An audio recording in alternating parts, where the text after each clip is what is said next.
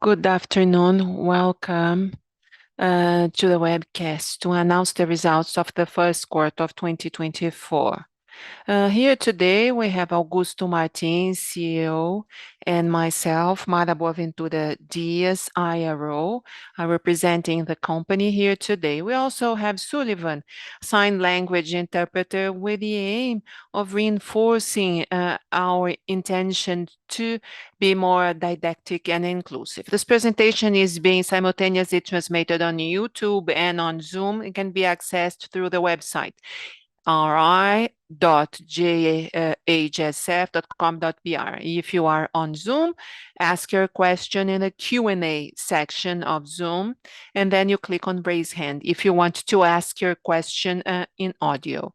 And before continuing, we'd like to clarify that statements made during this conference call relative to business projections are based on the company's management assumptions and on information currently available. For this reason, they involve risks and uncertainties as they are related to future events. Changes in the macroeconomic policy and legislation may also affect the projections or the forward-looking statements made here. Now I'd like to give it over to Augusto, who's going to start the presentation. Augusto, please, you may start. Thank you, Mara. Good afternoon. Thank you all for being here with us in our conference call. First of all, I would like to go over our highlights. So the first main highlight is the growth in recurring income in line with what the company has been publishing and disclosing to you every time we meet. In the quarter, the result reflects our focus that we have been having in recurring income with a growth in all our recurring income businesses. I'm going to mention the details of each one, and afterwards we can give you more details. In shopping malls, our business has had a significant growth of almost 20% in consolidated sales, with a highlight among the companies that publish information in this industry in Brazil. So this quarter has had very robust results. Hospitality and gastronomy has also had a significant growth, digit in terms of daily rates and cover. In airports, significant growth in terms of traffic and liters, and a new accomplishment, which is the MRO of Gulfstream, turning our airport into one of the main maintenance hubs for global brands. In our rental houses, JHSF residencies and clubs, we have new products being marketed for lease, and also the maturation of our clubs with a growth of 180% in the adjusted EBITDA, and JHSF a growth from 0 to 1.6 billion AUM, and we are going to give you more details in the next slides. Now, going into more details about the shopping malls, as I said before, this is a number that is a highlight in the industry, considering all companies that publish their performance, almost 20% growth, breaking the mark of 1 billion in sales, with a highlight of 44%. And CFO, SJA 15%, and CJM 12%, which stresses our focus on high income. So our projects are focused on high income projects, and the company has been doing this. So we want to be the leaders in a high income sector, and we are specializing on this kind of asset. So when we choose our shopping malls to have the flagships and the stores, so this has made us have a significant growth of 19.4% growth, reaching the mark of 1 billion in terms of revenue. As to occupancy cost, is still at a very attractive costs, and the occupation in our malls is about 96%. Now, as to sale indicators, uh, so we in same-store sales were almost in 10%, and also in same area sales, and also in terms of rental indicators, about 5%.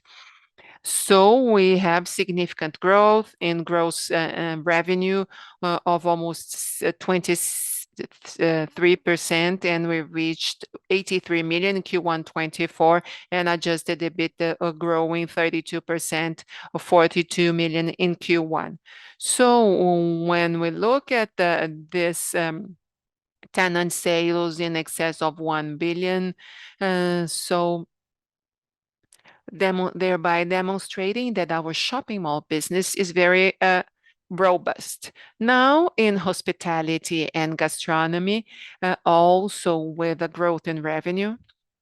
More specifically, if we look at each one of the two businesses, hospitality, the average daily rates up by 12% with a significant adjustment, and RevPAR in excess of 10%, getting to 2,200 BRL, and the occupancy rate of 53%. In terms of gastronomy, there is a drop.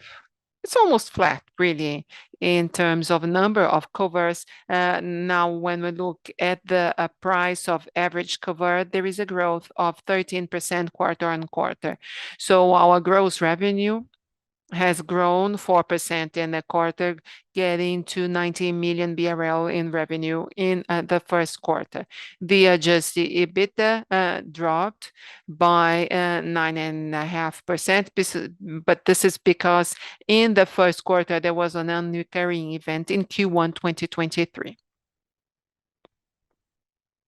Now, on airports, on slide 6, so there is an expansion. As you can see, we have recently expanded our hangars from 9 to 12, and the first quarter already shows this maturity, this expansion.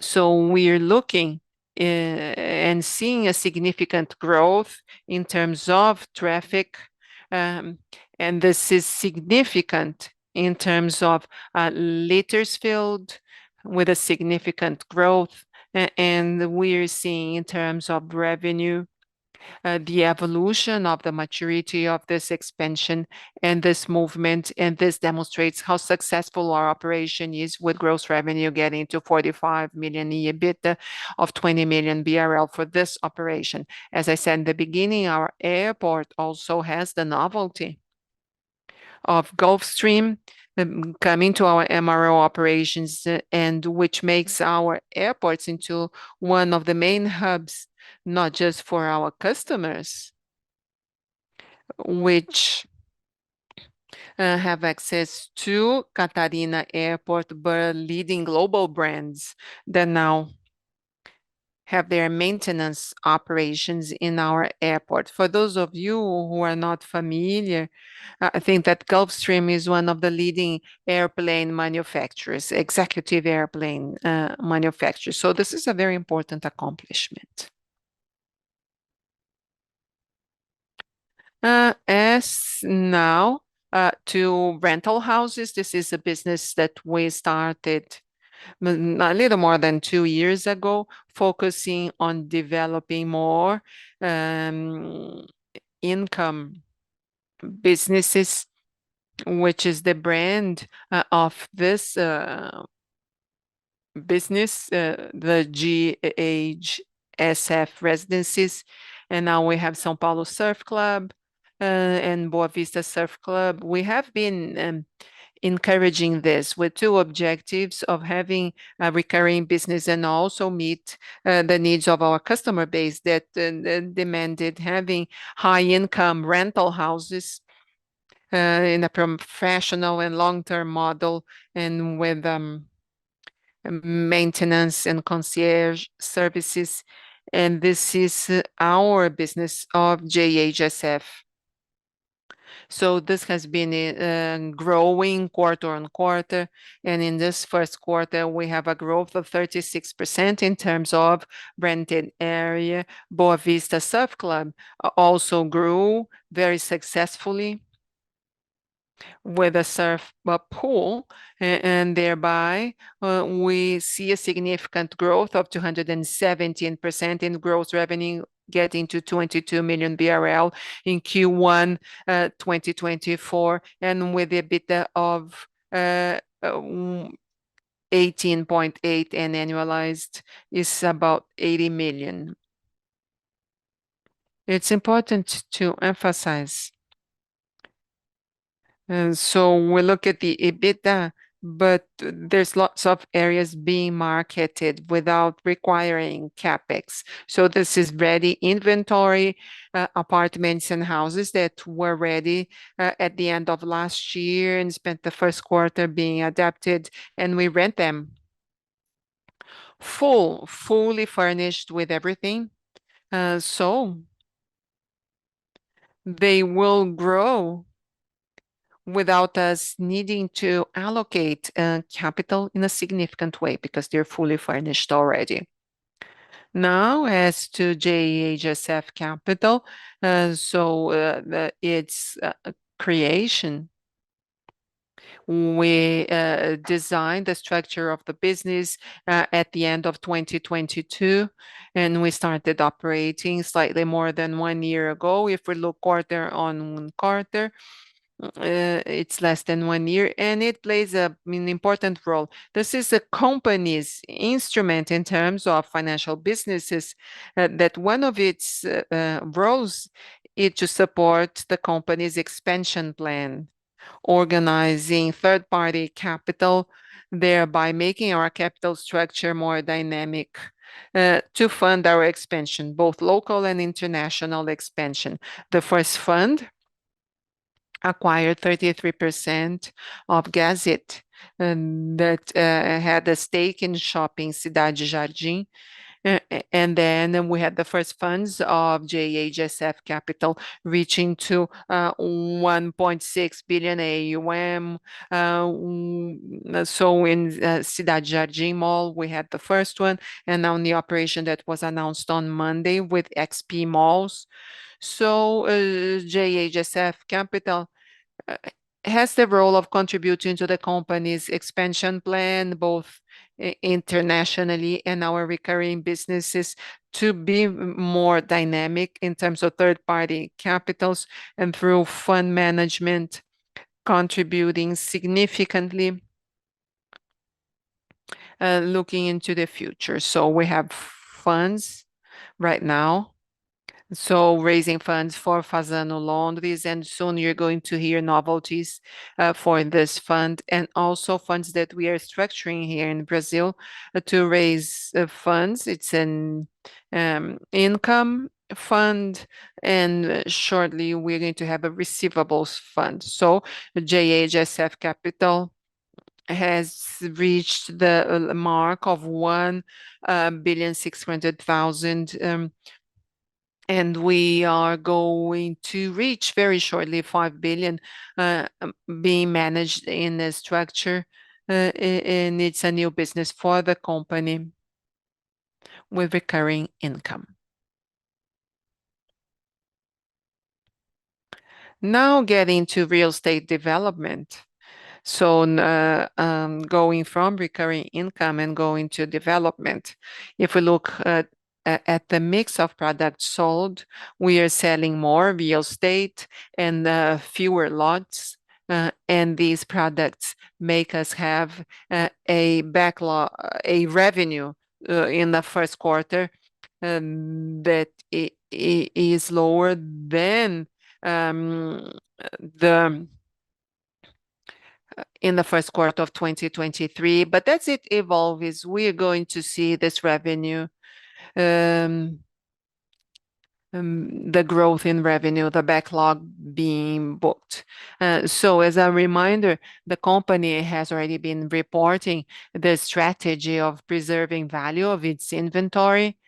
So in the macroeconomic scenario, with high interest rate that has a lot of pressure, and as part of its land bank with plots of land that have been bought without the pressure, uh, and also the company having the benefit of diversifying its businesses, and the company has been developing it more intensely recently in terms of recurring.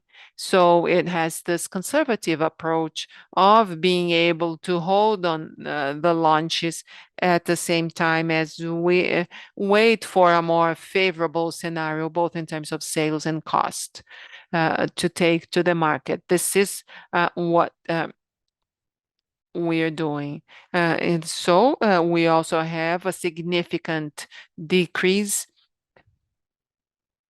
and there is also a lower demand of capital.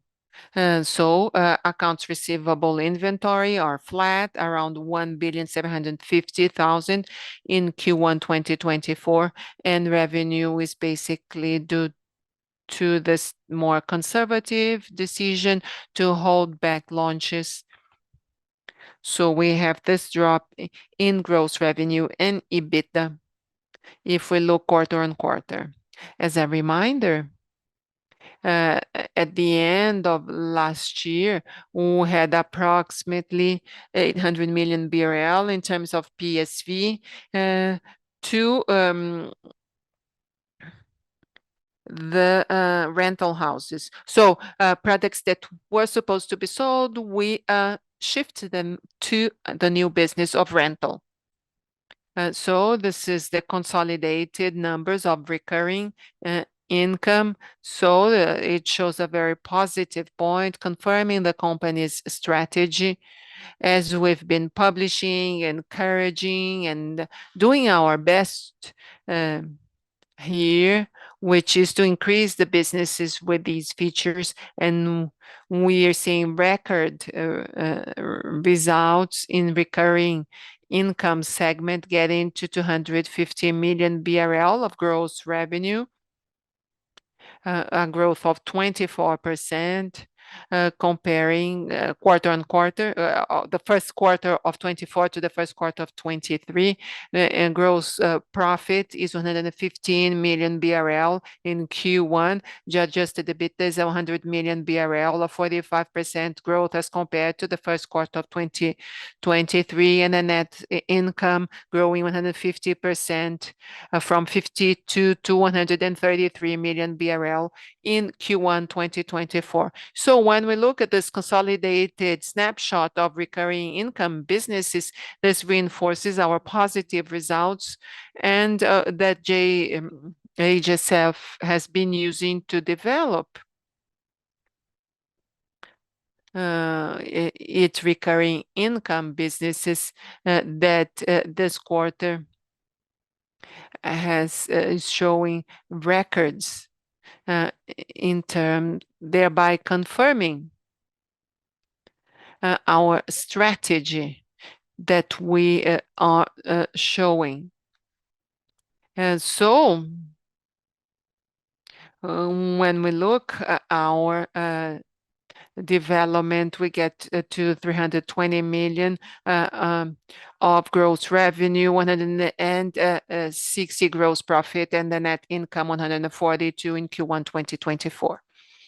These are the consolidated numbers. Now, before starting our Q&A and turning it over to Mara, I would like first to stress that even though JHSF has no local operations in Rio Grande do Sul, we are in sympathy with the state of Rio Grande do Sul, and through our businesses, we have directly contributed to the state. And we are now sharing the QR code, taking you directly to the official website of the government of the state of Rio Grande do Sul for whoever wants to contribute. Thank you very much. We are now going to start our questions and answers session. If you are watching us on Zoom and if you want to ask your question in audio, click on raise hand. before asking your question. If you prefer, you can send your questions in writing in the Q&A. Just wait a few minutes that we are going to collect the questions.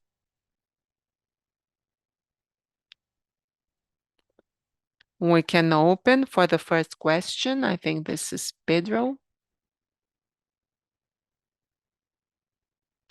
Hello, good afternoon, Augusto and Mara. Thank you for the space. We have two questions to ask. So Mara said that 17% of ready inventory that you transferred from development to rental. How do you see this movement a long time, both for the everything that is ready and what you're going to develop, such as the surf club?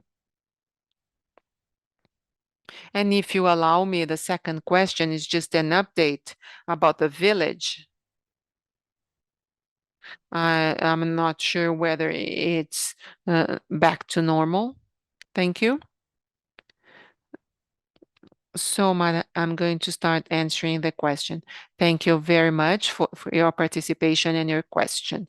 As to the inventory and the strategy looking into the future, so development is very important activity for JHSF. And as I said, the company's benefit of having, along the last few years, developing other business lines in addition to development of everything focusing on high-income businesses, provides the company this possibility of being conservative when the macroeconomic scenario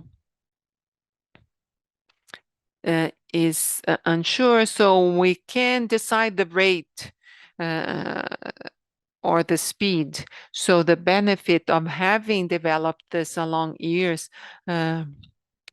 if we were 100% developers, we wouldn't have this possibility. The fact that we have these units with a significant volume increases the possibility of us being able to decide what we are going to do, depending on how favorable the scenario is for this activity. As to inventory,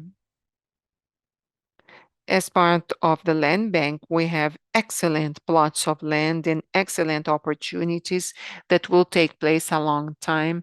And this is going to happen with more involving more third-party capitals. That's why we created the JHSF capital to manage third-party capitals. The land bank, we own already.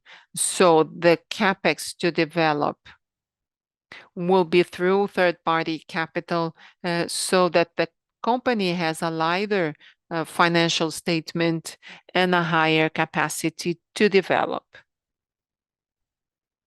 And these products, as they were developed, part will be meant to sale for the direct marketing, and part of it will be directed to our JHSF residents with the aim of taking to the market our product and this opportunity and the availability of markets for lease and in a different way.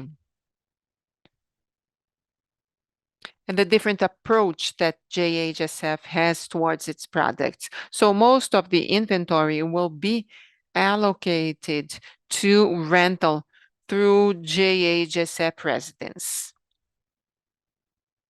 I would just like to stress that the industry outside Brazil traditionally real estate funds here we focus more on shopping malls and empty spaces. And now residential income is one of the leading segments in other countries. So we want to have minority interests in this portfolio. As to the suit from the public prosecutors, and that they say that there was undue division of the plot of land, and they suspended JHSF construction in the region. Well, this action does not take into consideration the time. So the company has been buying land over 30 years. That's why we have this fractionation, this division. Then there was the pandemic. So our inventory is almost 100% taken by sales. We buy, but then we launch. And this evolution along time, or the progress along time, we have 4 licenses. The licenses for development, and each one of those environmental licenses look at the cumulative effects of those projects and the synergies, so that every new project, the new environmental license that has been approved, takes into consideration everything. And so JHSF always meets in a transparent way all the environmental licensing procedures that environmental authorities require. So these environmental licenses show the cumulative effect. So we have this review, and last Monday, the government of the state of São Paulo, through the state attorneys, has also presented an appeal against what had been decided. And the state of São Paulo says that the licensing of the projects were looking at the synergistic cumulative effects.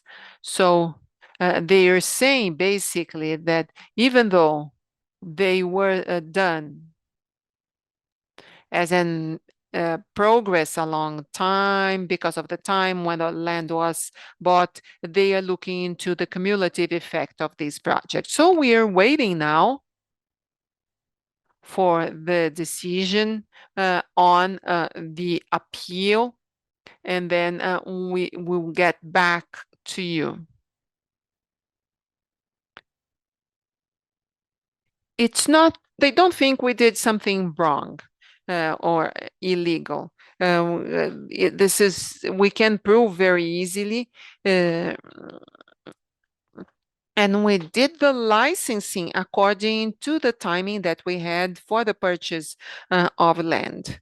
And we had a material fact that a long time as we bought the land and developed it, everything was announced to the market. So the time sequence is also proven by all the disclosures that are required from a publicly traded company. And we have states, most of it was sugarcane plantation. So we bring all the flora back to the region, reforestation, native forest and fauna. So we do provide an environmental benefit, not to mention the social. They are worried about the social impact that we lead to the region when we have this kind of project. So soon as we hear something on how they respond to our appeal, we will disclose it to you. Thank you very much. So our next question is from Igor from XP. Hello, good morning.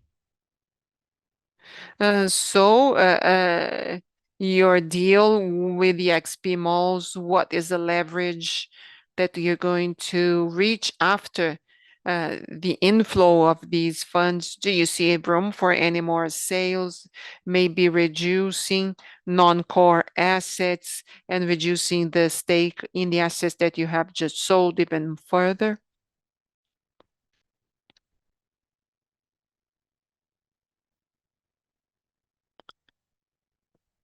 Igor, thank you very much for your question. The company has been publishing and reporting to the market that despite its existing focus, we are going to be increasingly more focused on high income projects and products. So this movement is a movement in line. In the case of Ponta Negra and Bela Vista, they are two great shopping malls that are not so compliant with the company's high income strategy. And this constant review of our assets in relation to this alignment with a high income strategy. And second, the recycling part of the capital of everything that is produced.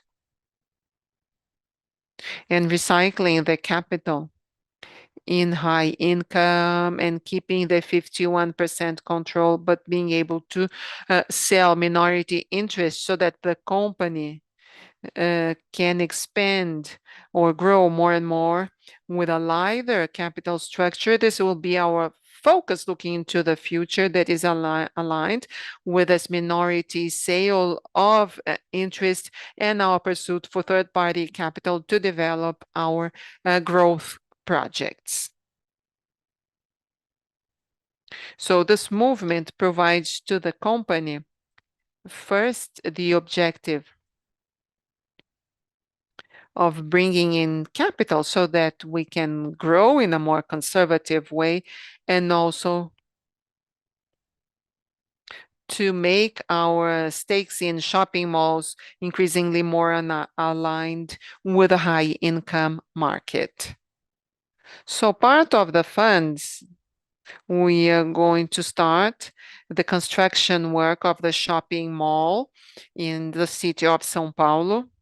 That was part of the M&A, and to reinforce another part to reinforce our capital structure. So we are going to reinforce our capital structure. I think that in leverage, you will be able to see that it's going to get better in the second half of the year. So we have a bridge loan, it's in debt and cash. So we have a reinforced cash for structured capture, as we have already contracted it. We can't say much about it, but it involves and so the ready residential income with a very, very long profile with a average cost well below what we have. So the debt profile is going to improve a lot after the second quarter. And then the capital structure overall is going to improve. You're going to have a better overview after the second quarter. Thank you very much, Igor. The next is Antonio Castucci from Santander. Hi, Antonio. Hi, Mara. Thank you for taking my question. First, I would like to follow up on Boa Vista Village. You have said a little bit. How do you see the sale of this project in the beginning of the second quarter? And is there any increase in cancellations?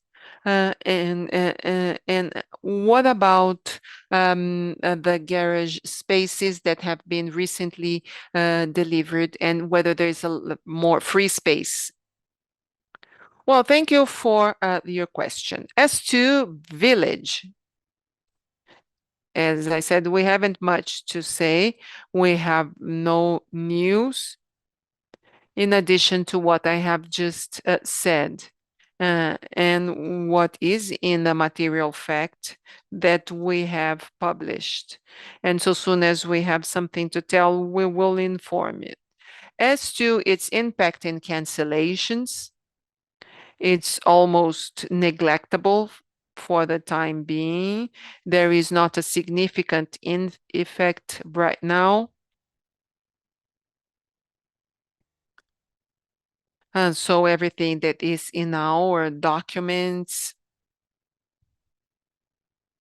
and the explanation due to the timeline of all the approvals that took place along the 30 years that we have been buying land and developing the region. As to the airport, it's a success, as we told you, as we share the numbers with you. Now, for the 12 hangars, we are soon going to have a good problem, which is the lack of space. We are close to 100% occupancy, and very shortly we'll be looking and talking to you about a new expansion for a new round of new hangars because we are close to 100% occupancy for the newly open hangars. Just to give you a few numbers, it's something about 120 jets that we have with full occupancy of our 2 hangars. Excellent. Thank you very much. So most of them, they are heavy jets. And in terms of numbers, if we compare to other executive aircraft, in terms of numbers, well, it's lower because they're bigger airplanes because they take up more space. Thank you, Antonio.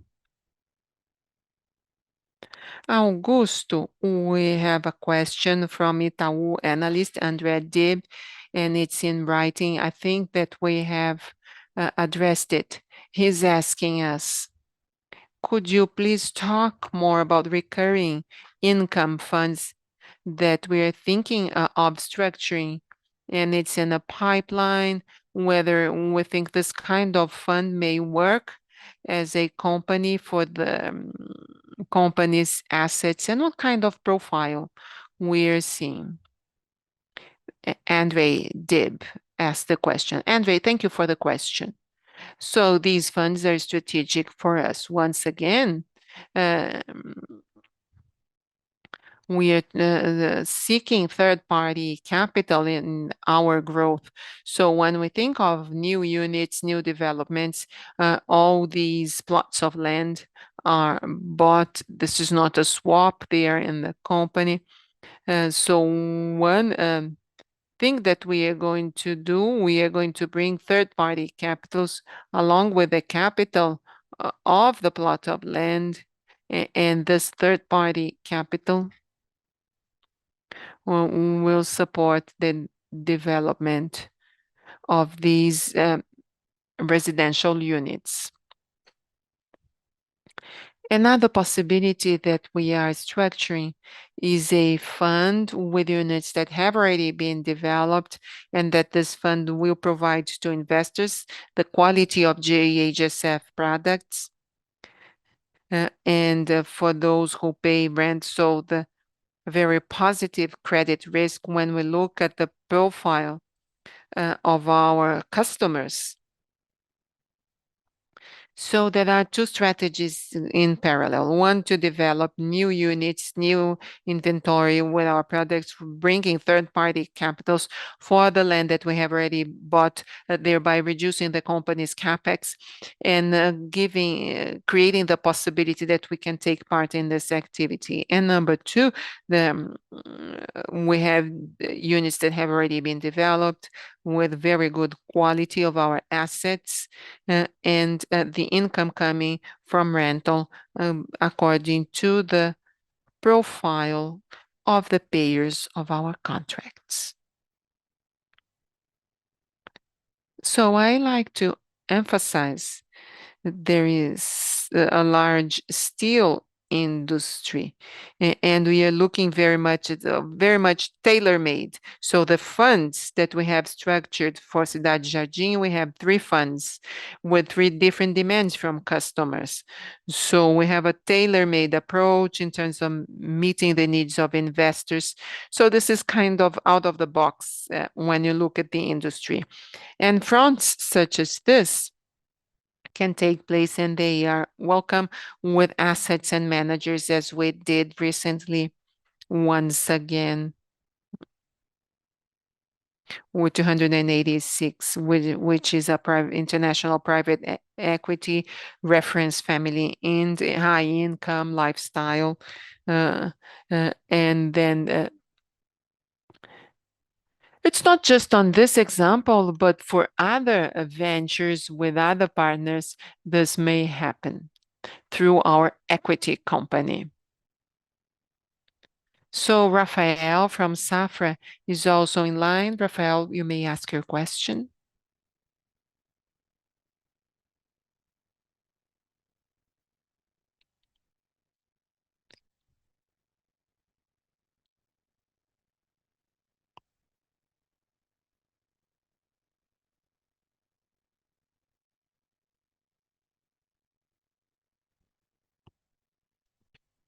I have two questions to ask. I would like to focus more or less on the launches pipeline.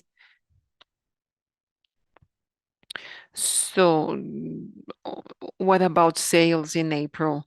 And I would like to about your project in Real Park, whether it's going to be this year or next year. And the second question, I would like to go back to your rental units. So what is the yield on cost? Is there any difference between the Boa Vista units and São Paulo units? I would like to hear more on these details.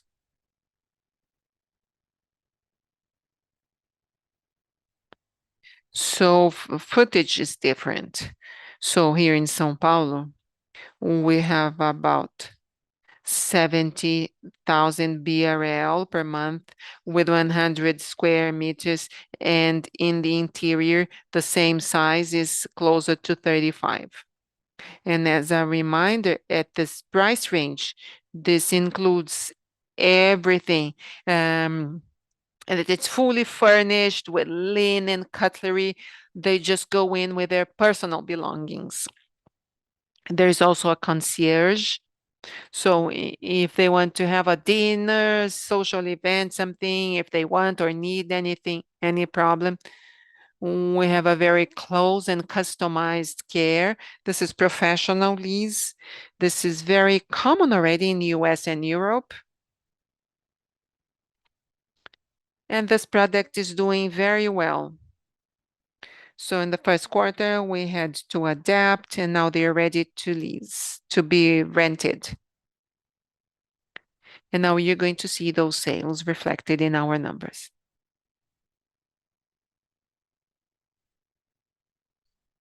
In terms of launches, including Santa Helena and Real Park.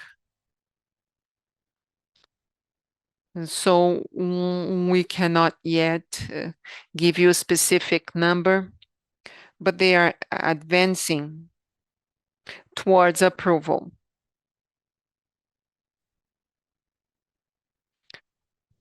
So that are differently from Porto Feliz, this region is already consolidated. So it is a destination. So we feel that there is a different demand of people who want to work in that region. So I think that we will pre-launch the product. That's right. Well, Real Park. Well, the Real Park, we are getting the approvals. And in Real Park, we have São Paulo Surf Club that is going on fast. And then we're going to have some novelty regarding the real estate project, in addition to São Paulo Surf Club. Thank you very much. Good afternoon. Elvis from BTG is online.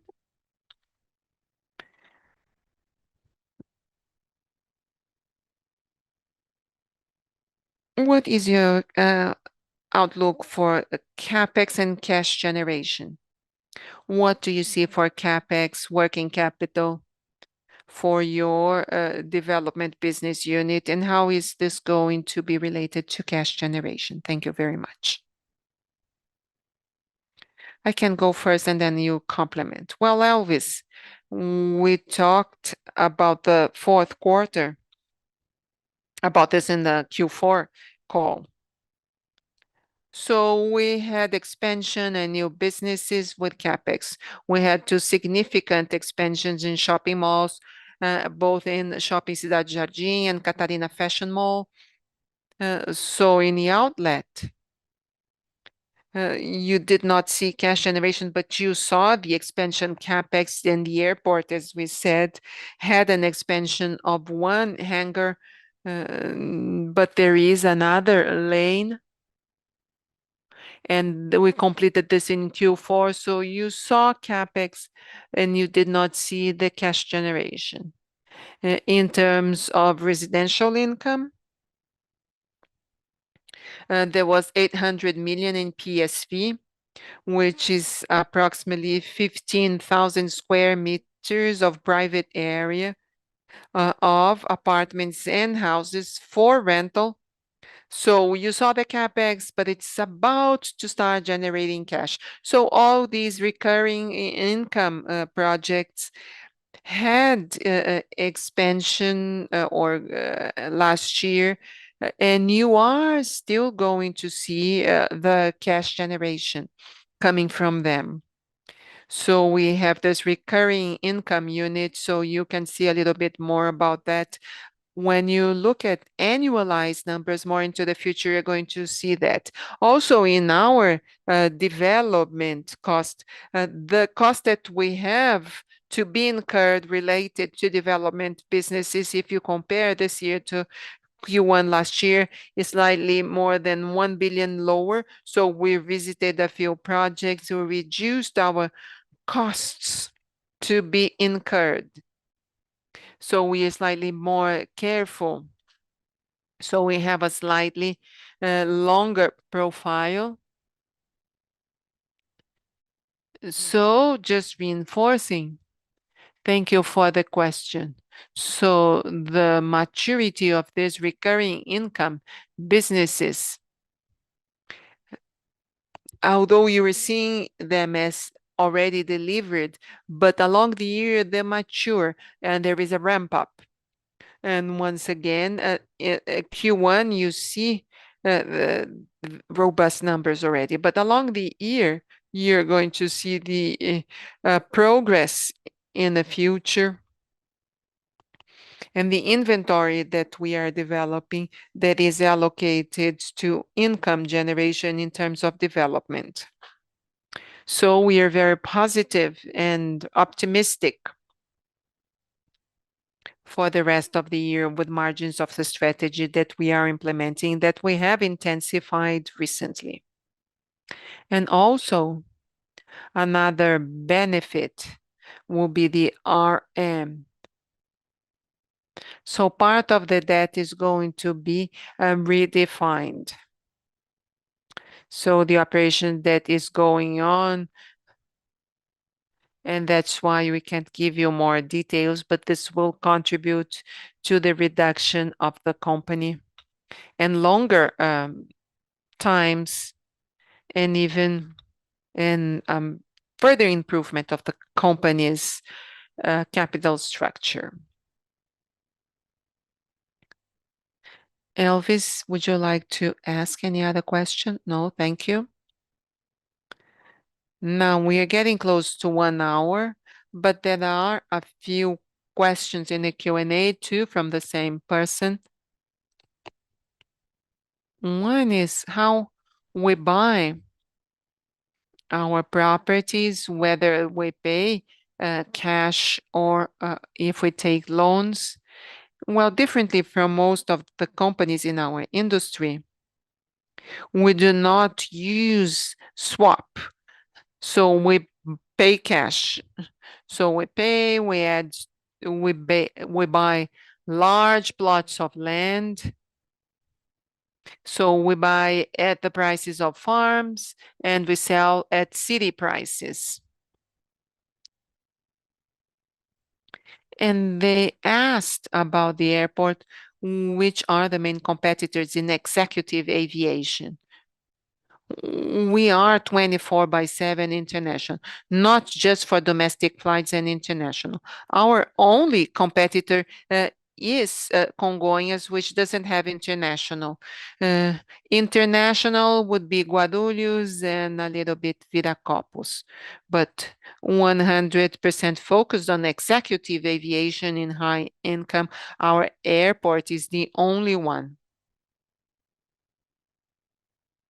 that is 24/7 and international, which is a significant differential. And this is one of the reasons of our success. There are smaller airports, such as the one in Sorocaba. They compete with us, but not really significantly. I get this is it. If you haven't had time, and as we're getting to 1 hour of call, if you haven't if if you haven't been able to ask your question, we have an open channel. So we have our eye at jahsf.com.br. You can ask your questions. I would like to thank those of you who joined us on Zoom or on YouTube. Thank you very much for your presence here today. Thank you so much. See you.